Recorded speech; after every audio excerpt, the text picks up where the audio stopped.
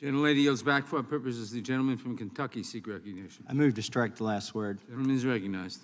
This bill has been touted as a bill to ban assault weapons, but really what the Democrats would like to do is to ban all semi-automatic weapons.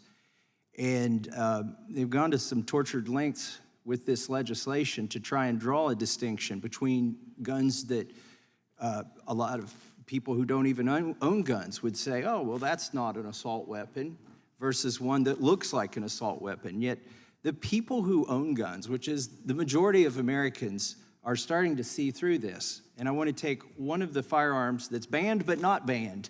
There's a little bit of schizophrenia in this bill. One of the guns that's banned and then not banned in this bill, and point out the problem with this bill. This is a Ruger Mini 14. The one in the upper left, if the camera's panned out, if you can see it, is a tactical version. The Democrats would have you believe, because this has plastic and it's painted black, and it has this different way of holding it, that it's a weapon of war. So they ban it on page 8. And then on page 13, they furthermore ban the receiver of this firearm. Well, there's a problem with this legislation because on page 26, they unban the same firearm that has wooden furniture. Now, let me assure you that any criminal, especially somebody who's determined to wreak havoc on the public, they know that the capability of these two firearms is exactly the same. You're not pulling the wool over their eyes. You may pull the wool over the eyes of some of the people who want gun control. You may placate a portion of your base and a lot of the members who want to ban all guns, but you're not going to stop the violence with this bill, because here's the problem with this bill.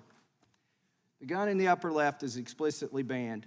The receiver in the upper right is explicitly banned by this bill. The gun in the lower left is explicitly not banned, but it shares the same receiver, the same identical internal mechanism as the gun that is banned. So a person, and I'll ask Mr. Cicilline, since he's the author of this bill, and I'll yield some time to him. If a person is a person in possession of a receiver that could be used in either the banned gun or the not banned gun in violation of the law, if this receiver is manufactured after It doesn't have any, thank you for the explanation. So the upper left-hand weapon that you just identified, and you made reference to the plastic and the color, that has nothing to do with the ban and nothing to do with the legislation. That firearm in the upper left-hand corner is banned because it has two features that are banned: a folding stock and a pistol grip. And that relates to the lethality, to the power, to the portability and concealability of that firearm. That's why it's banned. They don't exist in the one that you put a green check mark through. So it doesn't have anything to do with the wood and the plastic. It has to do with the features, the military features that exist on the top that don't exist on the bottom. Reclaiming my time, a person who's unfortunate enough to be shot by either one of these weapons, do you think they care that it had a pistol grip?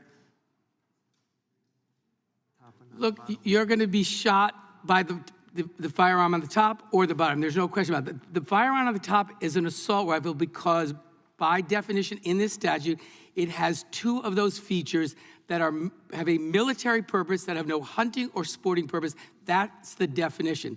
Are there other guns that are dangerous? Of course there are. But we're not here to ban guns. We're here to prevent reclaiming my time for the second. I'll yield to you again for the second part of my question, which is the ambiguity in the legislation. Is a person in possession of this receiver violating either the law prescribed on page 8 or the law prescribed on page 13 that bans that receiver? No. Even though that receiver is banned on page 13 as a frame or receiver of a rifle or shotgun described in subparagraph H, which is this gun. No, because that has to be assembled. That other gun has, in fact, the characteristics on the gun. You're proving my point. In its unassembled form, you're trying to ban this receiver when it's not assembled into a firearm. Yet there's ambiguity here. You've said that it's banned in the legislation, bans the receiver, but you're telling us now that it doesn't, as long as it's not assembled. But the legislation on page 13 contemplates the unassembled receiver. So, question is? My question is this receiver legal or not? Because your bill is ambiguous.